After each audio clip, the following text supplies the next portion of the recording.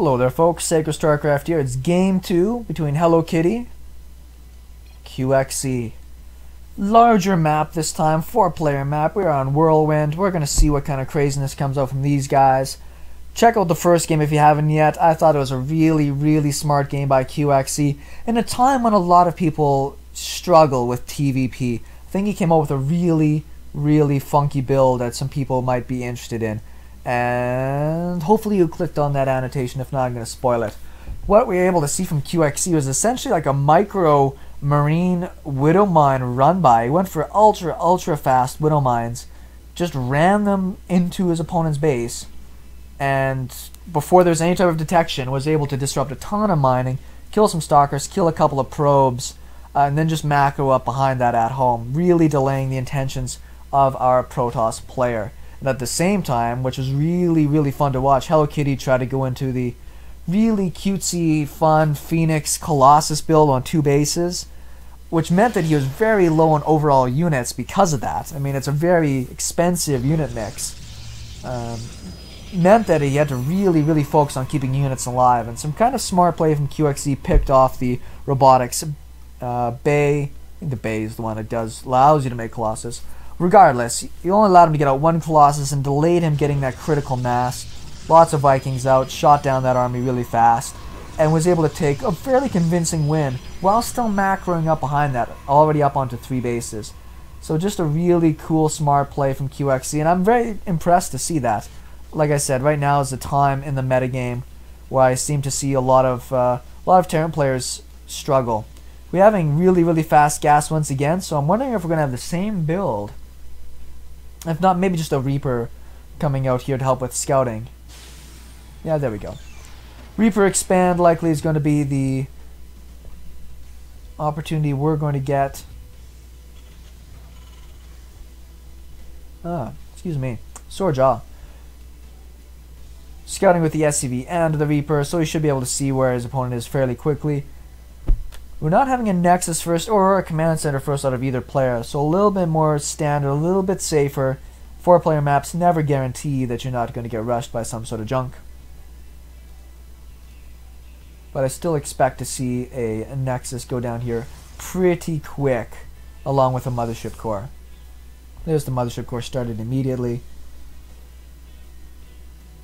And there's the Nexus, which QXC sees the timing of it going down.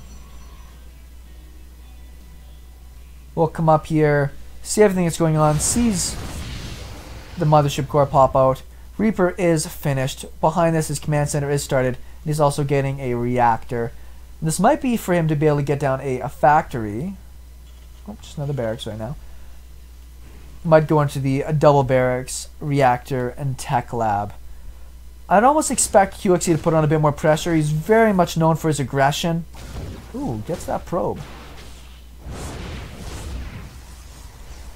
The Mothership Core sounds like it hits a lot harder than it actually does. It just sounds like it's throwing like molten fireballs from the sky. Which might be molten hot. What does it shoot? Does it shoot molten fireballs?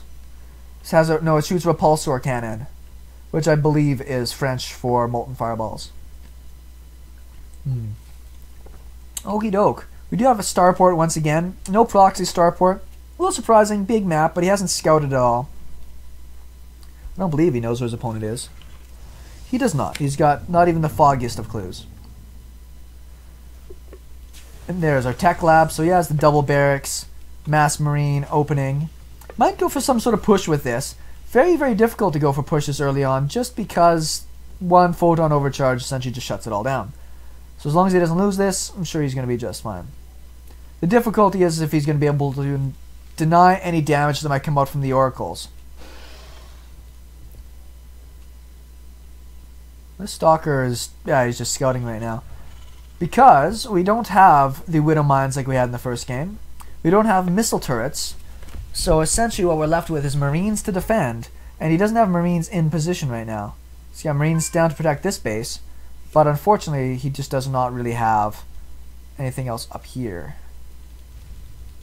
to deal with it. Miss. There's our factory.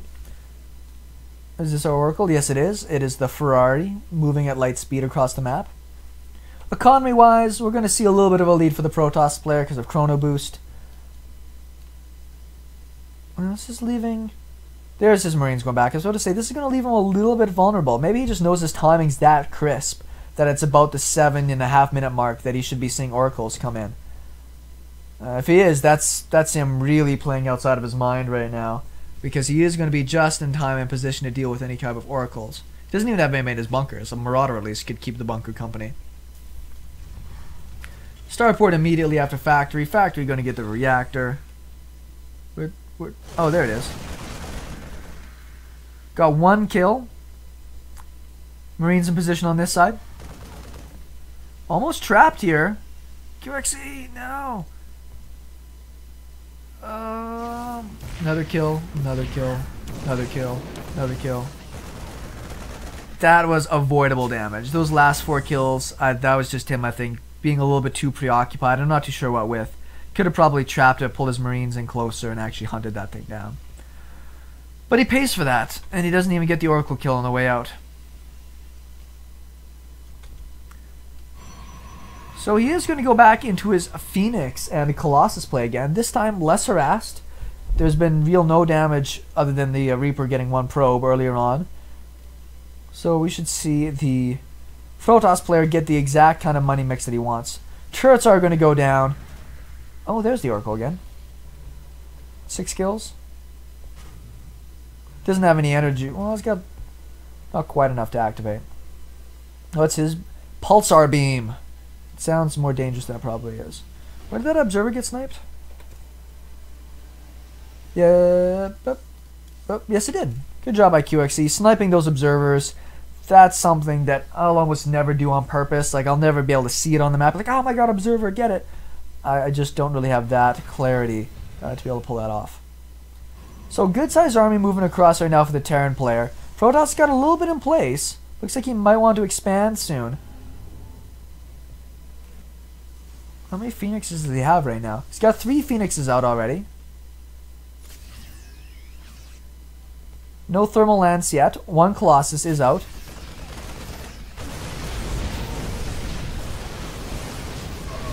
Actually sniped himself a pylon and a couple of zealots there for his trouble. Phoenixes are a little bit tougher than you might think. So army's a little separated here. Gonna lose a few free units.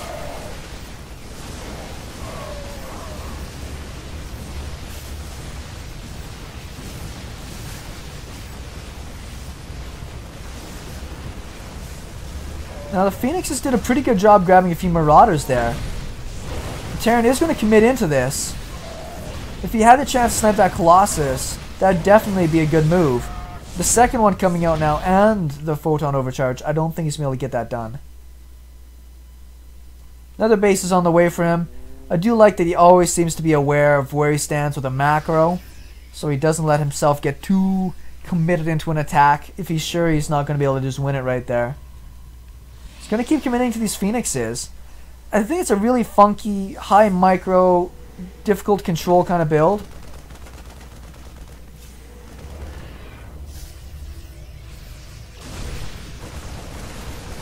Loses himself another Phoenix, essentially for free there. Too small of an army. I mean, this is part of the problem I have with this build. If you got a lot of time and you can get that third base up, yeah, definitely you're going to be able to just stomp the Terran. You can see that his supply is even about the same, but his army is just not that strong. He's got a lot of supply tied up in the Colossus and these Phoenixes. Oh, this could be really crappy for him.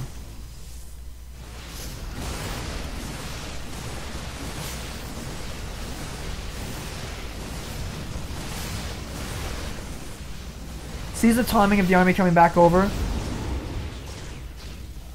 Phoenixes aren't going to chase for whatever reason.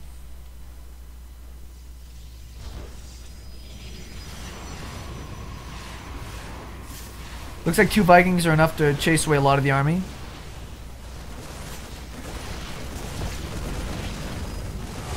Killing the Mothership Core would be pretty sweet. Good job.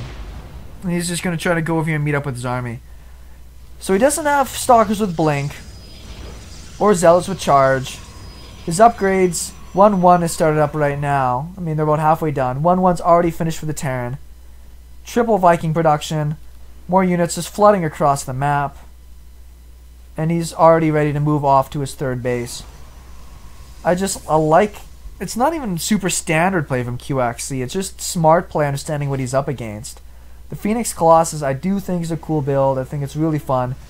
But we can see that it's just so taxing. You need to be able to lay back for a while. And QXC is known as a very aggressive player. I don't think that that's the right build to deal with the kind of player he's going up against. Sees the timing of this base being done. Phoenixes are not in the same position as the... They just get blown all to hell. He's got 4 Colossus over here. +1 is just finishing up. But there's not much for anti-air right here right now. Could probably almost, I'm not going to say suicide his Vikings in, but get them closer. Doing so much damage, these Colossus that are at 1-1. Terran's got +2 attack on the way. Doesn't have his armor. I might have forgot about it if he ran out of materials at that one point. Bunkers. More missile turrets just in case. Just great, solid play. Thinking about everything that's coming at him. This base is fully saturated for hellokitty, and that's obviously a feather in his cap. One little drop might be really effective, just to be able to get back there.